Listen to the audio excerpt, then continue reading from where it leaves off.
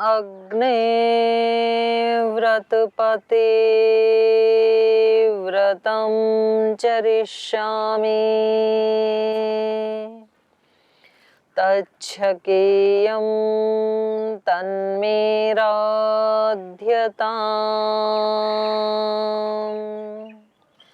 इदमहमनृतात् सत्यमुपैमि ॐ शान्ति शान्ति शान्तिः।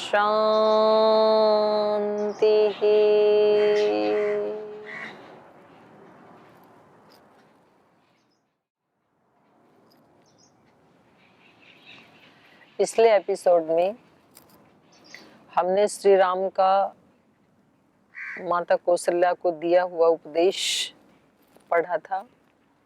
अयोध्या कांड का ये 21 सर्ग हम पढ़ रहे हैं और बहुत ही सुंदर ये उपदेश श्री राम के द्वारा दिया जा रहा है। ये अपनी माता जी को दे रहे हैं, लेकिन ये सब नारी मात्र के लिए उतना ही ज़्यादा उपयोगी है और बहुत ऊंचे आदर्शों को इस उपदेश में प्रस्तुत किया गया है। तो इसको हम आगे पढ़ते हैं। श्री राम माता कौशल्या को बताते हैं कि जो नारियां व्रत उपवास आदि में तो निरत रहती हैं, लेकिन अपने भर्तारम नानुवर्तेत, अपने पति का अनुगमन नहीं करती हैं, वो नरकगामिनी होती हैं। पाप गतिर भवेत भर्तु शुश्रूषया नारी लभते स्वर्गम उत्तमम, पति की सेवा से वो उत्तम स्वर्ग को प्राप्त कर सकती है। और ये धर्म वेद में भी ऐसे ही बताया है, पुरा काल में भी ऐसे ही देखा, श्रुति स्मृतियों में भी ऐसे ही बताया गया है। एवं उक्ता तु रामेण वाष्प पर्याकुलेक्षण कौसल्या पुत्र शौकार्ता रामम वचनम अब्रवीत। जब श्री राम ने इस प्रकार का उपदेश दिया तो एवं उक्ता तु रामेण, श्री राम के द्वारा ऐसे कहे जाने पर वाष्प पर्याकुलेक्षणा, उसकी आंखों में आंसू आ गए, माता जी की आंखों में आंसू आ गई। कौशल्या पुत्र शोकार्ता, क्योंकि पुत्र के शोक से अत्यंत दुखी थी माता कौशल्या। और जब पुत्र की तरफ से इस तरह का रेस्पॉन्स मिला, उन्होंने भी पिता की आज्ञा पालन करने का ही उपदेश दिया, तो माता की आंखों में आंसू आ गई। कई बार हम अपने बच्चों को अच्छी अच्छी बातें सिखाते हैं और अवसर आने पर हम स्वयं भूल जाते हैं उन बातों को, और फिर क्योंकि बच्चे तो बहुत कोमल उनका माइंड होता है, वो जो हम बताते हैं वो उनके हृदय में अंकित हो जाता है और वो कभी मौके पर फिर हमें उपदेश देते हैं कि आपने तो माता जी ऐसे बताया था कि अपने पिता की आज्ञा सर्वोपरि होती है, तो अब आपको भी पालन करना चाहिए। पिताजी आपने तो ऐसे बताया था कि झूठ नहीं बोलना चाहिए, तो अभी तो आपने झूठ बोल दिया, आपको भी झूठ नहीं बोलना चाहिए। तो हमारी आंखों में आंसू आ जाते हैं कि देखो कितना छोटा बच्चा, और ये हमें याद दिला रहा है धर्म क्या है। तो ऐसे ही माता कौशल्या बहुत धर्म परायणा स्त्री हैं, अत्यंत पति की सेवा में निरत रहने वाली एक पतिव्रता स्त्री है वो, लेकिन पुत्र के मोह के कारण वो भूल ही गई थी अपने कर्तव्य कर्म को। तो जब श्री राम ने उनको याद दिलाया कि एक स्त्री के लिए तो उसके पति की सेवा ही सर्वोपरि होती है, तो उसकी आंखों में आंसू आ गई।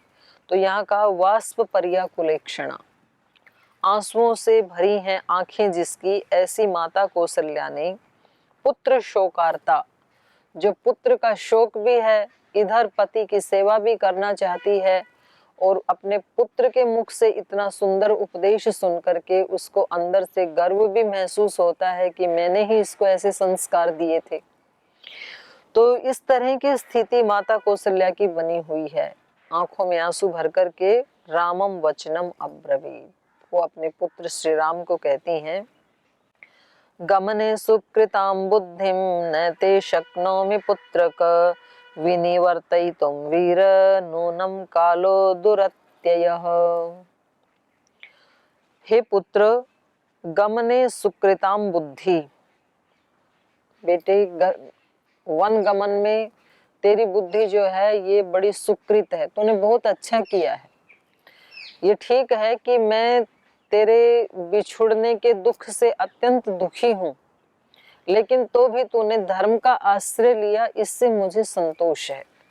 वन गमने सुकृताम बुद्धि न ते शक्नोमि पुत्र का, और तेरे अंदर ये अच्छाई के संस्कार इतने दृढ़ हो गए हैं कि मैं भी तुझे रोक नहीं सकती हूँ। अब वनगमन जाने में तुझे कोई भी नहीं रोक सकता है। गमने सुकृताम बुद्धिम न ते शक्नोमि पुत्रक विनिवर्तयितुम, मैं तुझे रोक नहीं सकती हूँ। वीर नूनम कालो दुरत्यय, यद्यपि तुझे आज राज्य अभिषेक होना था, तूने कोई दोष भी नहीं किया था, कोई अपराध भी नहीं किया था, फिर भी तुझे वन गमन करना पड़ रहा है, फिर भी तुझे वन में जाना पड़ रहा है। इससे मुझे ये लग रहा है कालो नूनम दुरत्यय, काल को कोई टाल नहीं सकता है। काल को नहीं टाल सकता है मतलब जो भाग्य में है उसको कोई टाल नहीं सकता है, भाग्य के लिखे को मिटा नहीं सकता है। ये शब्द हमने बहुत सुना है। अब कुछ लोग इसको बोलते हैं कि भाई इस वाक्य को सुन करके फिर वो पुरुषार्थ ही नहीं करते। वो कहते हैं भाग्य को तो कोई टाल नहीं सकता है, इसलिए जो भाग्य में लिखा है वो तो मिल करके ही रहेगा, तो पुरुषार्थ क्यों करें। दूसरे जो पुरुषार्थ को प्रश्रय देने वाले लोग हैं वो कहते हैं भाग्य वाग्य कुछ नहीं होता है, ये तो सब बहकाने वाले लोगों ने इसको इस तरह का एक वो बना दिया है, तो ऐसे भाग्य वाग्य कुछ नहीं होता, हमारा पुरुषार्थ ही सब कुछ है। तो ये दोनों ही बातें गलत हैं। जो व्यक्ति कहता है कि पुरुषार्थ से कुछ भी नहीं बनेगा, इसलिए कुछ नहीं करना, आराम से बैठे रहो, अजगर करे ना चाकरी, पंछी करे ना काम, दास मलुका कह गए सबके दाता राम। तो दास मलुका तो बहुत ऊंचे संत थे, तो उन्होंने जो कहा, जिस प्रसंग में कहा और जिस भाव से कहा, वो तो बिल्कुल ठीक कहा था उन्होंने, लेकिन हम उसको पकड़ करके अपने आलस्य प्रमाद को बढ़ाते रहते हैं। तो हमें ऐसे नहीं करना चाहिए। और जो दूसरे कहते हैं कि भाग्य कुछ नहीं होता है, वो भी गलत है। जो कहते हैं भाग्य को टाला नहीं जा सकता, ये बिल्कुल ठीक बात है। ये बात इसलिए ठीक है क्योंकि जो पीछे भाग्य है वो भी हमारा ही किया हुआ कर्म है, तो वो अपना फल देगा ही। और जो कहते हैं कि पुरुषार्थ से सब कुछ बदल दिया जा सकता है, ये भी बिल्कुल ठीक बात है, क्योंकि जो पहले किया था वो भी मैंने ही किया था। अब यदि उससे ज्यादा पुरुषार्थ करके और उसको बदल सकता हूं तो मैं ही बदल सकता हूं, बाकी कोई भी नहीं बदल सकता, ईश्वर नहीं बदल सकता है उसको। तो यदि मैंने पुरुषार्थ नहीं किया तो जो पीछे किया था वो अपना फल देगा ही, और यदि अब मैंने प्रबल पुरुषार्थ किया तो मैं उसको भी चेंज कर सकता हूँ।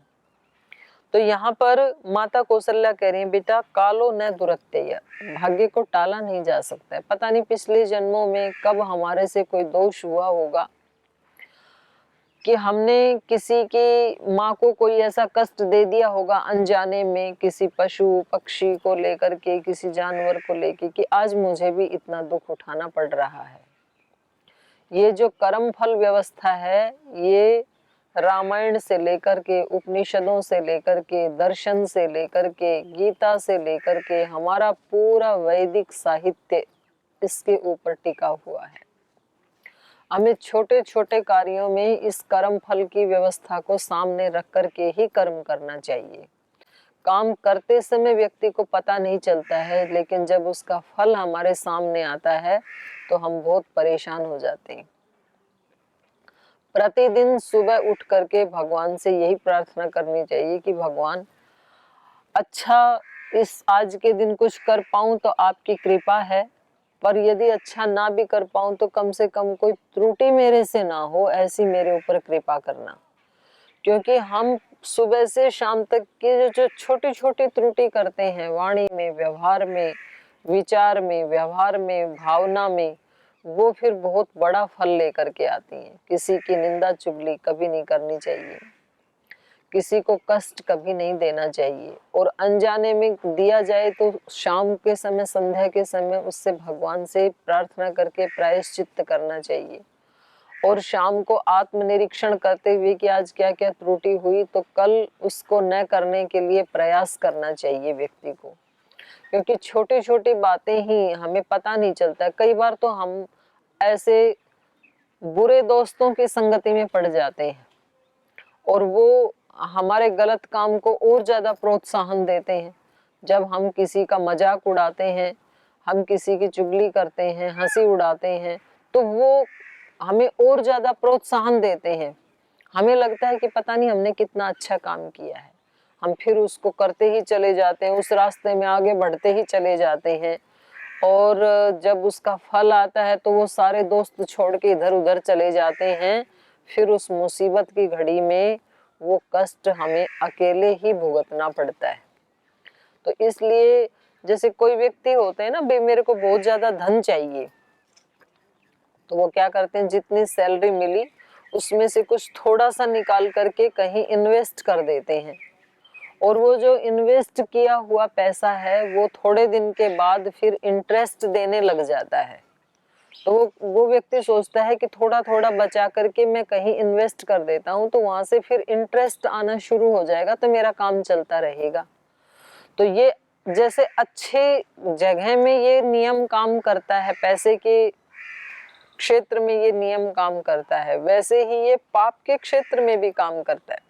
थोड़ा थोड़ा किसी को दिया गया कष्ट, मानो हमने किसी का अपमान कर दिया, हमने किसी के ऊपर कोई आरोप लगा दिया, हमने किसी की कोई निंदा चुगली कर दी किसी दूसरे के सामने, तो ये समझ लो कि हमने बुरी चीज को इन्वेस्ट कर दिया, और थोड़ी दिन के बाद वो बुरा जो कर्म हमने किया है वो इंटरेस्ट देना शुरू कर देता है, फिर उसका ब्याज आना शुरू हो जाता है। और फिर बिना ही मांगे हमारे जीवन में दुख, कष्ट, क्लेश, बीमारियां, अवनति वो आती ही जाती है। हमें लगता है कि हमने तो ऐसा कुछ नहीं किया था, ये दुख कहाँ से है मेरे जीवन में। वो जब किया था तो आपको पता नहीं चला था।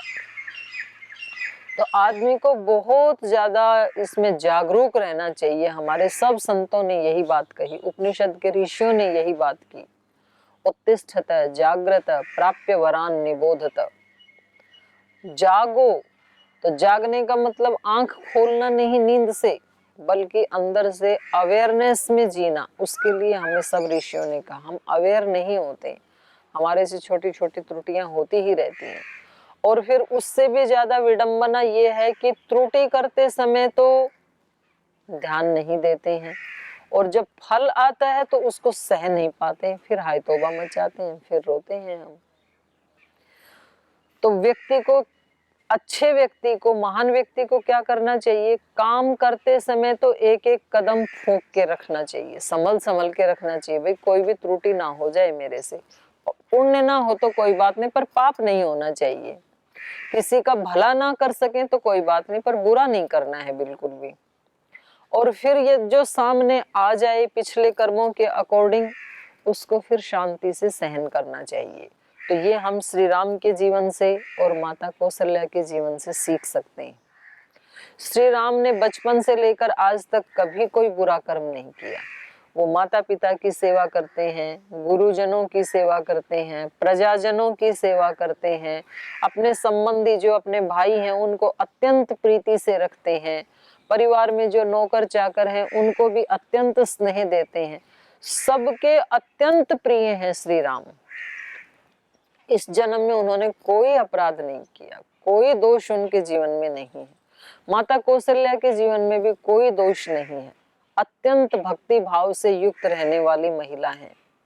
लेकिन पहले पता नहीं कितने जन्म हमारे हुए, पता नहीं क्या दोष हुआ होगा। तो जब जीवन में ये विपत्ति आ गई है तो इस समय श्री राम बिल्कुल शांत है, समता में स्थित है।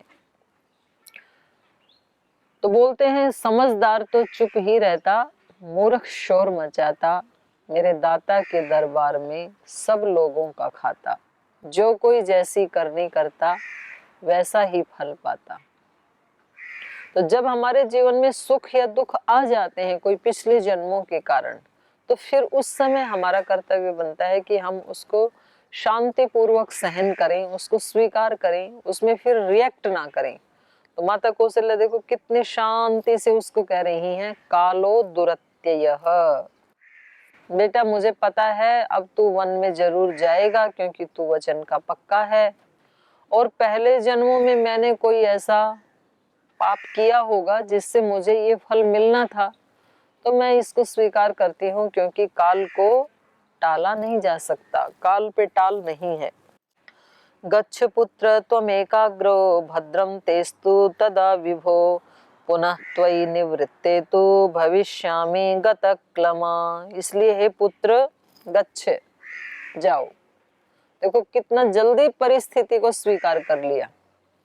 हमारे जीवन में जो दुख आते हैं वो तो बहुत छोटे होते हैं, लेकिन जब हम दुख को सहन नहीं करते हैं वो दुख ज्यादा बड़ा हो जाता है। हम परिस्थितियों को स्वीकार नहीं करते हैं। एक बार स्वीकार करना यदि हमें आ जाए तो हमारे जीवन से 90% दुख कम हो सकते हैं, क्योंकि जो फल के कर्म फल के तहत जो मिलने वाले दुख हैं वो तो थोड़ी सी देर अपना फल दे करके चले जाते हैं, लेकिन हम जो उसको स्वीकार नहीं करते हैं, रिएक्ट करते हैं, तो उसको हम मल्टीप्लाई कर करके फिर कई दिन दुखी रहते हैं। वो तो अपना फल दे के चला गया। हम बोलते हैं कि मेरे साथ ऐसा हुआ क्यों, मेरे को छोड़ के मेरा संबंधी गया क्यों, भाई वो तो कोरोना में चला गया, वो ऐसा ही आपका कोई भाग्य रहा होगा, कोई कर्म फल रहा होगा। अब वो घटना तो एक दिन में घट गई, लेकिन अब उसको सुन सुन के हमने कितने दिन अपने खराब कर दिए हैं। जो हो गया उसको टाल नहीं सकते, अब आप उसको कभी भी वापस ला नहीं सकते। इसलिए अब भलाई इसी में है कि उसको भगवान का प्रसाद समझ के चुपचाप स्वीकार किया जाए, तो हम जल्दी उस फल को भोग के फिर अच्छा कर्म करने लग जाएंगे। और नहीं तो हमारे इतने दिन और खराब हो गए, इतने दिनों में हमने अपने कर्तव्य का पालन नहीं किया, ये एक अगला पाप हमने कर दिया है। इसलिए चाहे सुखदायी स्थिति आए या दुखदायी स्थिति आए, उससे बहुत जल्दी बाहर निकलने का हमें अभ्यास करना चाहिए, उसको स्वीकार करने का। अब घर में सास बहू के झगड़े जग जाहिर हैं, वैसे ही सीरियल भी बना दिए हैं। अब घर में बहू आती है तो सास की जो अपेक्षाएं हैं और बहू की जो अपेक्षाएं हैं, दोनों अपनी अपनी जगह तो बिल्कुल ठीक है। अब वो थोड़े दिन तो चीजें ठीक रहती हैं, उसके बाद जो सास है उसको लगता है कि ये मेरा बेटा अभी तक तो ये मेरे पीछे पीछे ही घूमता रहता था, मेरे को बिना बताए ये एक काम भी नहीं करता था, और अब ये बहू आ गई तो अब तो ये मेरे से बात ही नहीं करता है। अब तो ये जॉब से, अपने नौकरी से आता है, ऑफिस से आता है, सीधा अंदर बहू के कमरे में ही जाता है, मेरे पास बैठता भी नहीं है 10 मिनट भी। तो उसको लगता है मेरे दुख का कारण ये बहू है, अगर ये ना हो तो मेरा बेटा तो बहुत मेरे से प्रीति करता था। अब वो जो सास है उसको लगता है कि जब इसकी मेरे साथ सगाई हुई थी, एंगेजमेंट हुई थी, तब तो ये बड़ी मेरे से बड़ी बड़ी बातें करता था, बड़े बड़े वादे करता था। तब तो बोलता था तेरे लिए चांद तारे सितारे सब तोड़ के लाऊंगा। अब ये मार्केट से सब्जी भी नहीं लेके आता है, इसको बोलती हूँ तो। और जब देखो अपनी माँ का पक्ष लेता रहता है। तो मुझे लगता है इसकी माँ ने कुछ बहका दिया। पहले तो इसके संबंध मेरे साथ बहुत अच्छे थे, तो मेरे दुख का कारण तो ये इसकी माँ है। अब दोनों ने ये धारणा बना ली और रहना दोनों को उसी घर में है। अब बीच में वो पत्नी अपने पति को अत्यंत प्रीति करती है, लेकिन अत्यंत प्रीति करते करते अत्यंत दुख भी उसी को ही देती है। माँ अपने बेटे को अत्यंत प्रीति करती है, उसका अंश है ये, लेकिन अत्यंत प्रीति के बावजूद कष्ट भी सबसे ज्यादा अपने बेटे को ही देती है।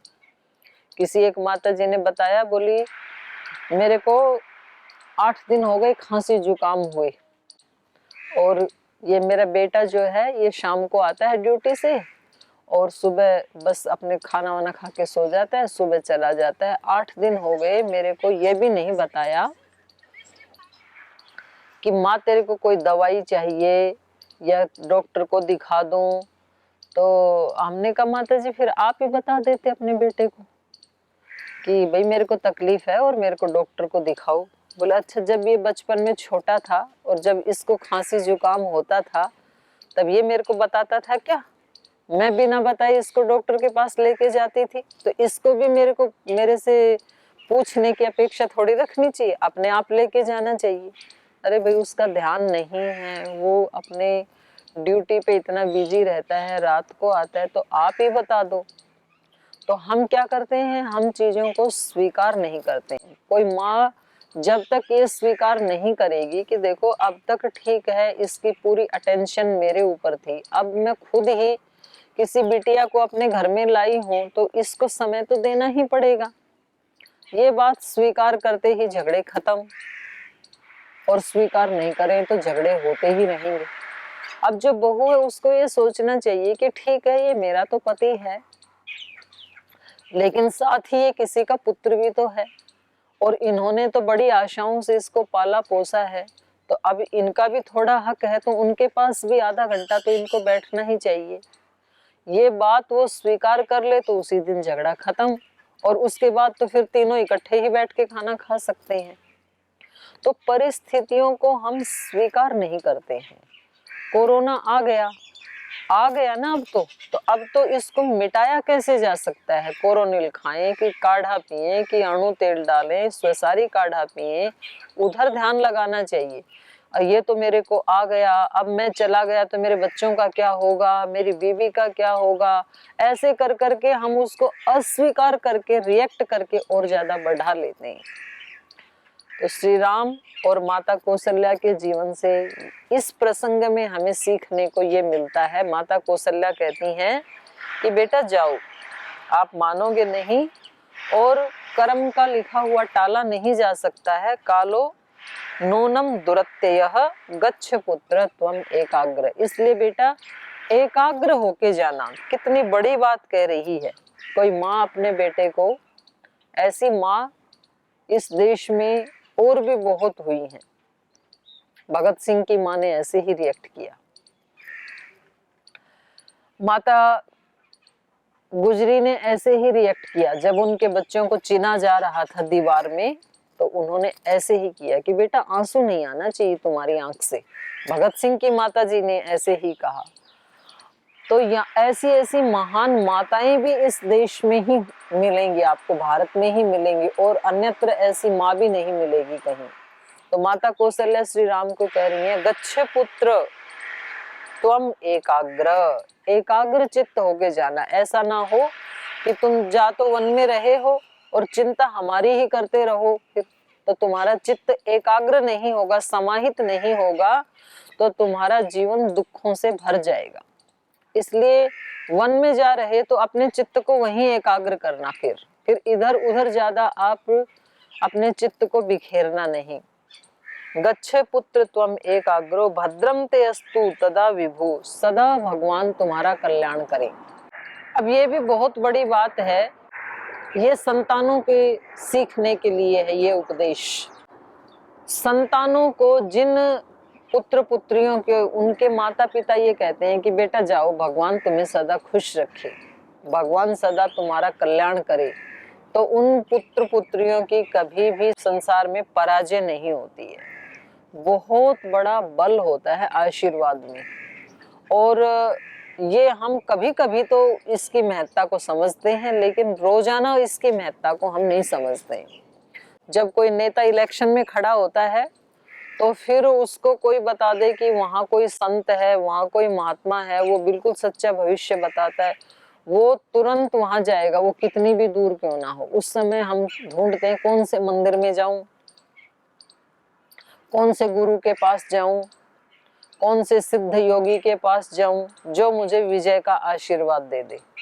तो उस समय वो सारे छोटे मोटे बड़े छोटे सब मंदिरों में जाता है, सब गुरुओं में, सब आश्रमों के पास जाता है, क्योंकि उसको लगता है, और यदि उसको कोई कह दे कि भाई वो तो सिद्ध पीठ है, उस व्यक्ति ने यदि बोल दिया तो तुम्हारी निश्चित रूप से विजय होगी, तो वहां वो लाखों कष्ट उठा के भी जाना चाहता है। बच्चा जब एग्जाम के लिए जाता है ना, पेपर देने के लिए, तो फिर उसके घर में जो भी देवता है उसको एक बार हाथ जोड़ के जरूर जाता है, भगवान जी पेपर अच्छा करवाना। मंदिर आएगा रास्ते में तो उसको भी हाथ जोड़ता है, जाते समय अपनी माँ के भी पैर छू के जाता है। तो ये एक दिन नहीं, उससे क्या होता है, उससे ये होता है कि यदि माँ ने कह दिया कि जा बेटा तेरा बहुत अच्छा पेपर होगा, तो हमारे मन में एक पॉजिटिव वाइब्रेशन पैदा हो जाती है, और वो हमारे चित्त की जो पॉजिटिव वाइब्रेशन है वो हमारा पेपर अच्छा करवाती है। और फिर हमारा विश्वास बढ़ जाता है कि देखो मैंने उस दिन माँ का आशीर्वाद लिया तो मेरा पेपर अच्छा गया, उस दिन गुरुजी ने कह दिया था तेरा काम बन जाएगा तो मेरा काम बन गया। तो ये काम तो बनता है अपनी पॉजिटिव वाइब्रेशन से, अपनी भी पॉजिटिव वाइब्रेशन और गुरु की भी पॉजिटिव वाइब्रेशन, तो दो जनों की पॉजिटिव वाइब्रेशन जब जुड़ जाती हैं तो निश्चित रूप से काम अच्छा ही होगा। और हमें ये लग रहा है कि पढ़ तो सब कुछ लिया, पता नहीं पेपर कैसा होगा, अच्छा होगा कि नहीं होगा, लिख पाऊंगा कि नहीं लिख पाऊंगा, तो हमारे अंदर ही नेगेटिव वाइब्रेशंस पैदा हो गई। और हड़बड़ाहट में फिर बोले टाइम नहीं है, अभी तो मेरे को निकलना पड़ेगा, किसी का आशीर्वाद भी, फिर वही चिंतन करते जा रहे हैं रास्ते में, आज तो आशीर्वाद भी नहीं ले पाया, पता नहीं कैसा पेपर होगा। तो ये हमारी जो नेगेटिव वाइब्रेशंस हैं ये हमारे चित्त को बिखेर देंगी, एकाग्र नहीं होने देंगी, और फिर निश्चित रूप से वो पेपर अच्छा नहीं ही होगा।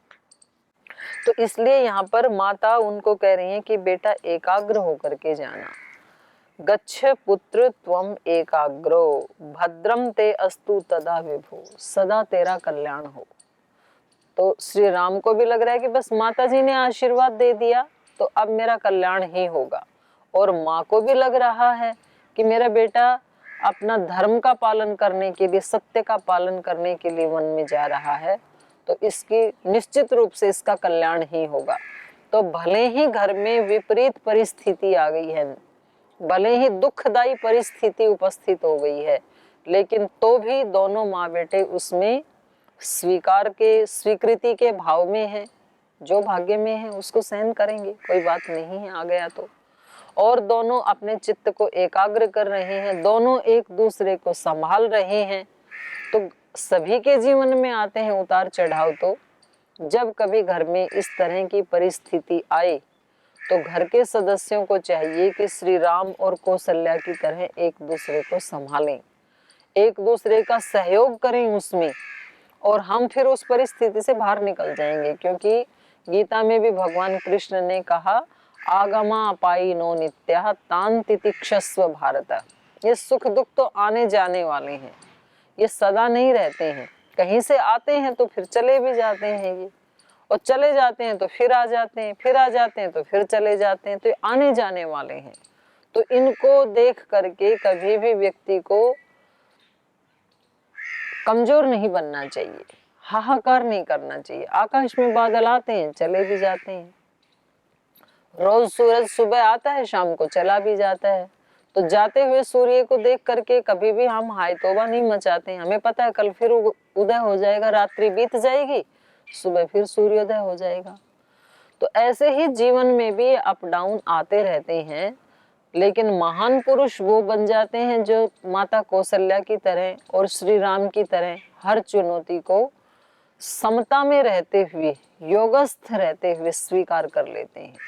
योग कर्मसु कौशलम समत्वम योग उच्यते, ऐसा सोच करके जो स्वीकार कर लेते हैं तो वो फिर हमारे आदर्श पुरुष बन जाते हैं। तो माता ने कहा गच्छ पुत्र त्वम एकाग्रो भद्रम ते अस्तु तदा विभो पुनः त्वयि निवृते तु भविष्यामि गतक्लम। उपनिषदों में नारद और सनत कुमार का एक संवाद चलता है छांदोग्य उपनिषद में। तो वहाँ सनत कुमार जी नारद जी को बताते हैं कि नारद, ये जो आशा है व्यक्ति के अंदर, ये ज्ञान से भी बड़ी है, बल से भी बड़ी है, क्योंकि आशा के कारण ही व्यक्ति बड़े से बड़े संकट को सहन कर लेता है।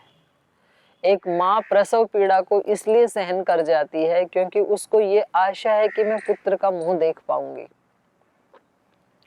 एक व्यक्ति जॉब करते समय, ओवर ड्यूटी करते समय, एक किसान अपने खेत में खेती करते समय उन सारे कष्टों को इसलिए सहन कर लेता है कि उसको पता है कि परिणाम में बहुत अच्छा फल मिलेगा।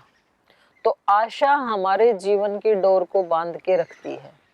तो यहाँ पर माता जी कह रही हैं कि कोई बात नहीं बेटा, जाओ निवृत्ते तू, जब तू वापस लौट के आएगा तो भविष्यामि गतक्लमा, तो मैं दुख मेरे सारे नष्ट हो जाएंगे। कोई बात नहीं, अगर ये निश्चित ही है तेरा जाना, ऐसा ही भगवान का विधान है, तो कोई बात नहीं, तुम एकाग्र चित्त होकर के जाओ। जब तुम वापस आओगे तो मैं गतक्लमा भविष्यामि, मेरा दुख सारा मिट जाएगा। तो ऐसे ही हमें भी अपने जीवन में आशा की डोर को पकड़ के रखना चाहिए। चीज़ें आती हैं, चली जाती हैं, और फिर वो भी चला जाएगा। एक बहुत बड़े संत थे, वो कहते थे दिस टू विल पास, ये भी चला जाएगा। जब सुख नहीं रहा तो दुख भी नहीं रहेगा। तो ऐसे ही आशा अपने जीवन में लगा करके हमें ऐसे ही श्री राम और माता कौशल्या की तरह से आचरण करना चाहिए। आज समय हो गया, आज यहीं विराम लेते हैं। ओम